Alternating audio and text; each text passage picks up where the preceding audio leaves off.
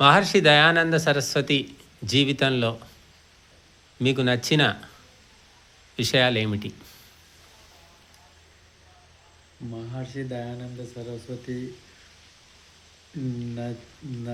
నచ్చిన విషయాలు అంటే ఆయన దగ్గర నచ్చని విషయాలు ఏది లేనే లేదు. కాబట్టి పూర్తిగా అన్నీ నచ్చిన విషయాలే. ఆయన జీవితమే ఆయన ఇంకా కొన్ని రోజులు ఉన్నడితే మన మన పరిస్థితి ఇట్లా ఉండేదే కాదు. దయానంద సరస్వతి గారికి నేను మనస్ఫూర్తిగా నమస్కరిస్తూ ప్రార్థిస్తున్నది ఇదే. ఇట్లాంటి దయానంద సరస్వతి ఇంకెందరో దయానంద సరస్వతిని మీ అలాంటి వాళ్ళ దగ్గర పంపి మీలాలో ఇముడ్చుకోవాలని నేను కోరుకుంటున్నాను. అంతే. 200 ఏండ్లు అయింది ఇప్పటికీ దయానందుని ద్విశతాబ్ది ఉత్సవాలు చేస్తున్నారు.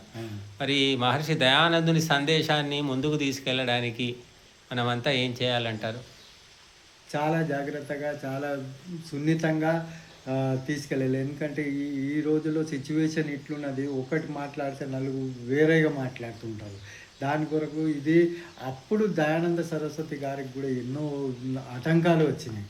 అట్లా రాకుండా కూడా మనము దాన్ని హ్యాండిల్ చేసుకొని మంచిగా తీసుకువెళ్ళి ఆర్య సమాధిని అందరూ ఆర్య సమాధి 10 నియమాలు కాకపోయినా 2-3 నియమాలైనా మనస్ఫూర్తిగా దాన్ని పాటిస్తే ఆర్య సమాజం ఎంతో ఉద్ధరిస్తుంది. ఇది వేదాలు ప్రతి మంది దగ్గరికి వేదాలు చేరుకుంటాయని ఇది నా భావన. మహర్షి దయానంద సరస్వతి బోధించిన సందేశం, వేద సందేశం అందుకున్న తర్వాత మీ జీవితంలో కలిగిన మార్పులు? చాలా మార్పులు ఉన్నాయండి. చాలా మార్పులు ఉన్నాయి. మనం వేదాల్ని అనుసరించి మనం నడుచుకున్నట్టయితే మన జీవితమే వేరే రకంగా అనిపిస్తున్నది.